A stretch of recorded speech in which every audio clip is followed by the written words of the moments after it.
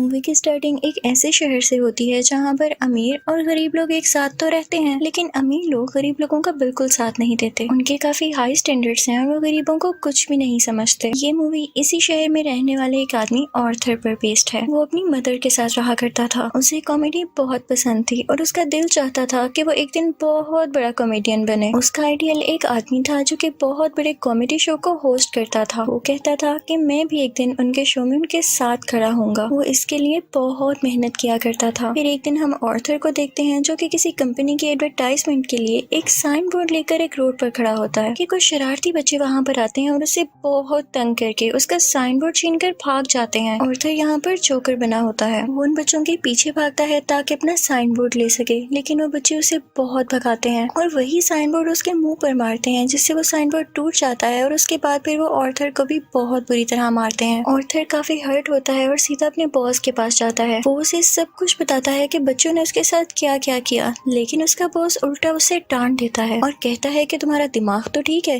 बच्चे ऐसी हरकत कैसे कर सकते हैं। बॉस उससे कहता है कि मैं तुम्हें तुम्हारी सैलरी भी नहीं दूंगा। ऑर्थर में कॉन्फिडेंस की बहुत कमी होती है, इसलिए वो यहाँ पर खुद के बारे में कुछ बोल ही नहीं पाता। वो वहाँ से काफी उदास होकर बाहर आ जाता है और सोचता है कि क्या मैं इतना बुरा हूँ कि कोई भी मेरी बात का यकीन ही नहीं करता। वो अपने घर आता है और डांस करने लगता है। यहाँ पे हम देखते हैं कि उसकी बॉडी काफी वीक होती है। अगले दिन ऑर्थर अपने कोलीग से मिलता है और उसे उन बच्चों के बारे में बताता है। उसका कोलीग उसे कहता है कि ये तो बहुत गलत हुआ, तुम्हें अपनी हिफाजत करनी चाहिए थी यार। और इसी के साथ वो उसे गन देता है और कहता है कि इसे अपने पास रख लो, ये मुश्किल वक्त में तुम्हारे काम आएगी। ऑर्थर ये लेने से इनकार करता है, लेकिन वो आदमी जबरदस्ती उसे गन दे देता है और फिर ऑर्थर अपने घर के लिए निकल पड़ता है। वो बस में होता है तो उसके सामने एक बच्चा भी बैठा होता है। वो उसे हंसाने की कोशिश करने लगता है और वो बच्चा जोर जोर से हंसने लगता है, जिस पर उस बच्चे की मदर को गुस्सा आ जाता है और वो ऑर्थर से कहती है कि हटो, परेशान मत करो हमें। लेकिन इस बात पर ऑर्थर हंसने लगता है। इनफैक्ट हमें बताया जाता है कि ऑर्थर को कोई सीरियस साइकोलॉजिकल इशू होता है और वो अपनी हंसी को कंट्रोल ही नहीं कर पाता। उसे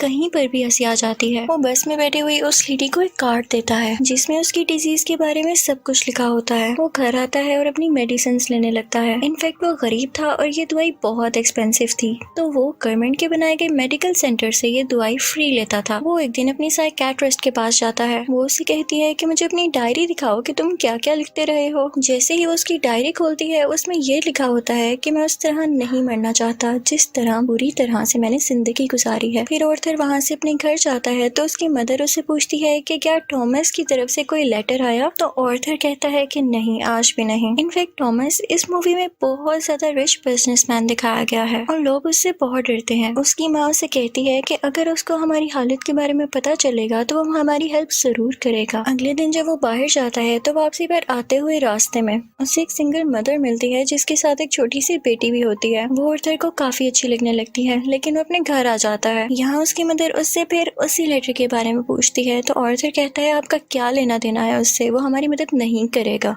अगले दिन हम देखते हैं कि वो सिंगल लड़की ऑर्थर के घर पर आती है। वो उससे कहती है कि मैं कुछ टाइम से नोट कर रही हूँ कि तुम मेरा पीछा कर रहे हो, जिस पर ऑर्थर उसे कहता है कि हाँ, मुझे तुम अच्छी लगी हो। तो इस पर वो लड़की हंसने लगती है और जल्दी उन दोनों में दोस्ती हो जाती है। ऑर्थर को एक और जगह से जोकर की ऑफर आती है। वो एक चिल्ड्रन हॉस्पिटल होता है और जब ऑर्थर वहाँ पर जाकर डांस कर रहा होता है तो उसकी पॉकेट से वही गन बाहर आकर गिरती है। सब बच्चे डर जाते हैं और स्टाफ हैरान होता है कि इसके पास गन क्या कर रही है। ये बात फैलती है और उसे इस जॉब से भी निकाल दिया जाता है। वो अपने बॉस को कॉल करता है कि ये तो सिर्फ एक टॉय गन है, तो उसका बॉस उसे कहता है कि झूठ मत बोलो, मुझे तुम्हारे कोलीग ने सब कुछ बता दिया है कि तुमने खुद उससे गन ली। यहाँ पर ऑर्थर का दिल दोबारा से बहुत दुखता है कि उसके कोलीग ने तो उसे जबरदस्ती ये गन दी थी। फिर हम देखते हैं कि ऑर्थर ट्रेन में घर जा रहा होता है और वहाँ पर 3 बिजनेसमैन भी होते हैं जो कि थॉमस वेन के ही आदमी थे। वो ट्रेन में बैठी हुई एक लड़की को छेड़ रहे होते हैं।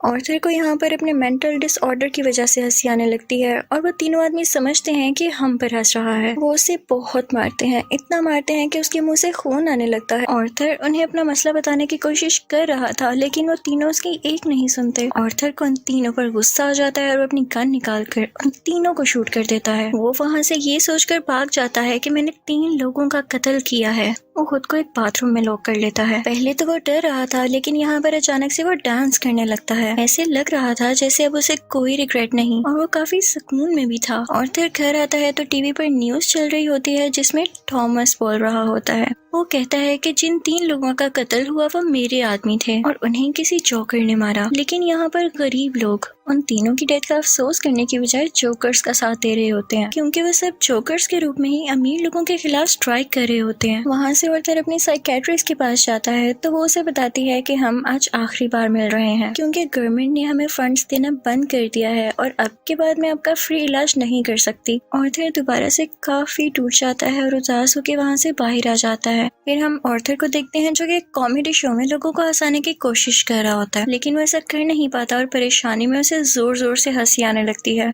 इस वजह से उसका शो खराब हो जाता है और वो घर आ जाता है। घर आने पर उसकी मॉम उसे कहती है कि बेटा ये लेटर थॉमस के लिए पोस्ट कर दो। ऑर्थर जब ये पढ़ता है तो उसे अपनी आंखों पर यकीन ही नहीं आता। वो अपनी मदर के पास जाता है और कहता है आपने मुझसे सब कुछ क्यों छुपाया। उसकी माँ उसे बताती है कि बेटा मैंने ये जानकर नहीं किया। इनफैक्ट थॉमस और मैं एक दूसरे को पसंद करते थे और इवन शादी भी करना चाहते थे, लेकिन मैं बहुत गरीब थी और वो बहुत अमीर, तो हम सोसाइटी की वजह से शादी नहीं कर सके। ऑर्थर अपने बाप से मिलने के लिए निकल पड़ता है। जब वो वहाँ पर पहुँचता है तो उसके घर के गेट के पीछे थॉमस का अपना बेटा खड़ा होता है। ऑर्थर उसके सामने बच्चों जैसी हरकतें करने लगता है और उसे भी हंसाने की कोशिश करता है, लेकिन तभी वहाँ पर थॉमस का बटलर आ जाता है। वो उस बच्चे से कहता है कि स्ट्रेंजर से बात नहीं करते और ऑर्थर को वहाँ से जाने के लिए कहता है। ऑर्थर उससे कहता है कि मैं सच्चाई से पर्दा हटा कर ही जाऊंगा। मेरी माँ ने थॉमस के यहाँ 30 साल काम किया और वो दोनों एक दूसरे को पसंद भी करते थे और मैं किसी और का नहीं थॉमस का ही बेटा हूँ। जिस पर बटलर उसे कहता है कि तुम भी पागल हो और तुम्हारी माँ भी पागल है। उसने ये स्टोरी अपने पास से बनाई है, उसका थॉमस से कोई लेना देना नहीं है। ये सुनकर ऑर्थर को काफी बुरा लगता है और वो वहाँ से चला जाता है। ऑर्थर जब घर जाता है तो उसे पता चलता है उसकी मॉम को कोई अटैक हुआ है और उन्हें हॉस्पिटल शिफ्ट किया जाता है। ऑर्थर जब बाहर बैठा होता है तो उसके पास 2 पुलिस ऑफिसर्स आते हैं। वो उससे पूछते हैं कि ट्रेन में उस दिन जो 3 आदमी मरे, क्या तुम उनको जानते हो? तो ऑर्थर आगे से कहता है नहीं, मुझे क्या पता होगा। उसे पता चलता है कि इन पुलिस ऑफिसर्स ने उसकी माँ से भी सेम क्वेश्चन किया था, जिसकी वजह से उसकी मॉम को अटैक हुआ। वो अंदर अपनी माँ के पास आ जाता है और वहीं पर वो सिंगल मदर भी होती है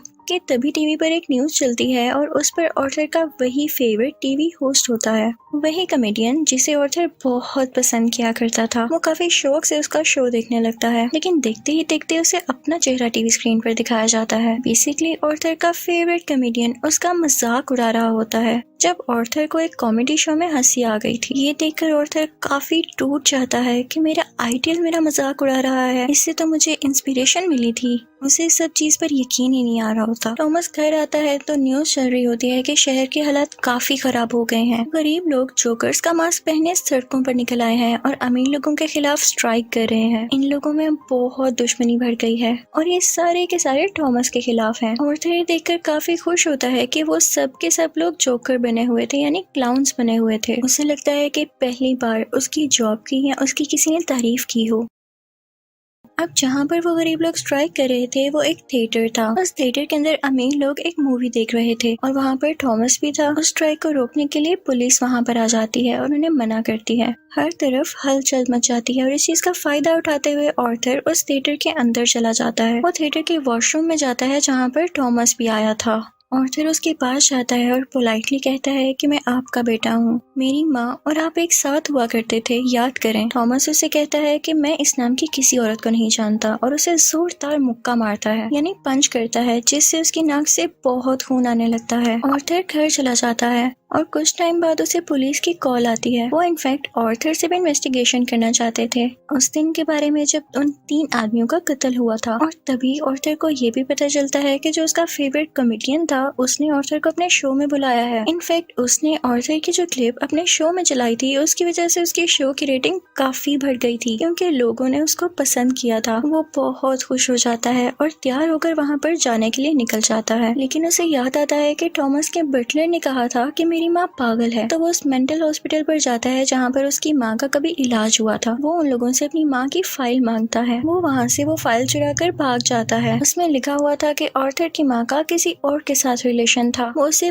बहुत ज्यादा फिजिकली अब्यूज किया करता था, मारा करता था। और इसी दौरान आर्थर के सर पर भी चोट आई थी, जिसकी वजह से वो आज इस डिजीज का शिकार है। वो वहाँ से सीधा अपनी दोस्त यानी उसी सिंगल मदर के पास जाता है, लेकिन हमें यहाँ पर पता चलता है कि वो तो थी ही नहीं। वो असल में सिर्फ और सिर्फ उसकी इमेजिनेशन में थी और उसको उसके विजन्स आया करते थे। आर्थर अपने माँ की चोट की वजह से काफी परेशान होता है। वो हॉस्पिटल जाता है और पिलो से अपनी माँ को मार देता है। घर आकर देखता है तो उसे एक पिक्चर मिलती है जिसके पीछे लिखा हुआ था कि मुझे तुम्हारी स्माइल बहुत पसंद है, जो कि थॉमस ने लिखा था और ये पिक्चर उसकी मदर की थी। यहाँ उसे एहसास होता है कि उसकी माँ झूठ नहीं बोल रही थी। वो अपना जोकर का मेकअप करने लगता है और यहाँ पर वो काफी दुखी होता है और उसे कुछ समझ नहीं आ रहा होता कि उसके आसपास क्या हो रहा है। तभी वहाँ पर उसका वही कोलीग आ जाता है और वो कहता है कि जो उस दिन ट्रेन में 3 कत्ल हुए और रिसेंटली तुम्हारी माँ का भी कत्ल हुआ, मैं उसके बारे में कुछ पूछना चाहता हूँ। आर्थर को लगता है कि ये लोग फिर से मेरा जीना हराम करने आए हैं और वो यहाँ पर अपने कोलीग को बुरी तरह से मार देता है। अब इसके बाद आर्थर तैयार होता है और अपने जोकर का फुल कॉस्ट्यूम पहन लेता है। वो अब अपने फेवरेट कॉमेडियन के शो में जाने की तैयारी कर रहा था। वो बहुत खुश होता है और रास्ते में डांस करता हुआ जा रहा होता है। वहीं पर वो दोनों पुलिस ऑफिसर्स भी आ जाते हैं जो उससे ट्रेन में हुए हादसे के बारे में इन्वेस्टिगेशन कर रहे थे। पर आर्थर वहाँ से भाग आता है और भागते भागते एक ट्रेन में घुस आता है। उस ट्रेन में और भी बहुत सारे लोग ऐसे थे जिन्होंने जोकर का कॉस्ट्यूम पहना था। पुलिस इतने सारे लोगों में उसको ढूंढ ही नहीं पाती, तो इसी बात का फायदा उठाते हुए वहाँ से बाहर आ जाता है और अपने फेवरेट कॉमेडियन के शो की तरफ जाता है। वो जब उसके सामने जाता है तो वो उससे पूछता है कि क्या तुम भी जोकर बने हो, क्या तुम भी अमीरों के खिलाफ प्रोटेस्ट कर रहे हो। आर्थर उससे रिक्वेस्ट करता है कि आप लोगों को मेरे बारे में कुछ न बताइएगा सिवाय इसके कि मैं एक ऑर्डिनरी जोकर हूँ। और फिर उनका लाइव शो स्टार्ट हो जाता है। ऑडियंस उन्हें देखकर काफी खुश होती है और इस चीज को काफी एडमायर कर रही होती है। वहाँ पर आर्थर का फेवरेट कॉमेडियन उसे क्वेश्चन करता है कि तुम यहाँ पर जोकर बन के क्यों आए हो। तो जोकर उसे कहता है कि मैं हमेशा खुश रहना चाहता था और मैं लोगों में भी खुशियाँ बांटना चाहता था। लोगों ने मुझे इस गेटअप में पसंद किया तो मैंने सोचा क्यों ना मैं ऐसे ही आ जाऊँ। वो यहाँ पर एक बहुत ज्यादा सरप्राइजिंग बात भी करता है। वो इस लाइव शो में सबके सामने बता देता है कि उस दिन ट्रेन में जो 3 लोग मारे गए उनको मैंने ही मारा है। वो कहता है कि ये सब मैंने आपको इसलिए बताया कि अब तक कितने गरीब मरे, कितने ही ज्यादा अमीर लोगों ने गरीब लोगों को बेदर्दी से कत्ल किया, लेकिन आज तक किसी ने नोटिस किया, किसी ने भी अमीर लोगों के खिलाफ आवाज उठाई या उन गरीब लोगों को याद किया तो मुझे बताएं। और जब मैंने किसी अमीर आदमी को मार दिया तो लोग इतना शोर किस लिए मचा रहे हैं? क्या सब इंसान बराबर नहीं होते या अमीर लोगों में कोई और खास बात होती है? वो कहता है कि सोसाइटी बहुत खराब हो चुकी है, वो सिर्फ अपना फायदा सोचती है और अगर आज तुमने मुझे इस शो में बुलाया है तो ये तुम्हारी रहमदिली हरगिज नहीं है। तुम्हारे शो की रेटिंग मेरी वजह से बढ़ रही थी इसलिए तुमने ऐसा किया। लेकिन आर्थर का जो फेवरेट कॉमेडियन होता है वो कहता है ऐसी बात हरगिज नहीं है। आर्थर को गुस्सा आ जाता है कि तुम अभी भी झूठ बोल रहे हो और इसी के साथ अपनी गन बाहर निकालता है और उसे सबके सामने शूट कर देता है। लोग काफी घबरा जाते हैं और वहाँ से बाहर निकलने लगते हैं, लेकिन आर्थर को हम यहाँ पर काफी कॉन्फिडेंट देखते हैं। वो किसी से नहीं डर रहा होता। पुलिस इस बात पर जोकर यानी आर्थर को अरेस्ट कर लेती है और अपनी गाड़ी में बिठाकर उसे वहाँ से दूर ले जाने लगती है। लेकिन आर्थर रास्ते में देखता है कि उसके बहुत सारे सपोर्टर्स हैं जो उसे सपोर्ट कर रहे हैं। उनमें से कुछ लोग एक एम्बुलेंस में बैठते हैं और उसकी ज्यादा सारी स्पीड करके उस पुलिस कार के साथ टक्कर कर देते हैं, जिसकी वजह से वो पुलिस कार उल्ट जाती है और अब जोकर बाहर आ गया था। वो उन सब लोगों में शामिल हो जाता है और उसी कार के ऊपर आकर खड़ा हो जाता है। सब लोग उसे यहाँ पर देख पा रहे थे और उसे चीयर कर रहे थे। उसके मुंह और नाक से काफी खून आ रहा था, लेकिन वो उसी खून से अपनी स्माइल बना लेता है और हाथ फैलाकर जोर जोर से हंसने लगता है। ये इनफैक्ट एक ऐसी स्माइल थी जिसके पीछे गम, तकलीफ और दुख छुपा हुआ था। वो अब उन सब लोगों का हीरो बन चुका था और वो यहाँ पे काफी खुश था कि लोग फाइनली अब उसे तारीफ कर रहे थे, उसे अप्रिशिएट कर रहे थे। दूसरी तरफ हम थॉमस को देखते हैं जो कि अपनी प्रेजेंट वाइफ और अपने बेटे के साथ ये शहर छोड़कर जा रहा होता है, लेकिन तभी साइड पे खड़ा एक जोकर उन लोगों को शूट कर देता है, लेकिन वो उनके बेटे को कुछ नहीं कहता। फिर सीन चेंज होता है और हमें आर्थर यानी जोकर एक साइकियाट्रिस्ट के पास दिखाया जाता है। वो वहाँ पर भी हंस रहा होता है। तो वो साइकेट्रिस्ट उससे कहती है कि तुम बिला वजह क्यों हंसते रहते हो। तो आर्थर उससे कहता है कि आप इस फीलिंग को कभी नहीं समझ पाएंगी, और ये कहकर वो वहाँ से बाहर आ जाता है। उसके जूतों के नीचे खून लगा हुआ था, जिससे ये जाहिर होता है कि एक अच्छा इंसान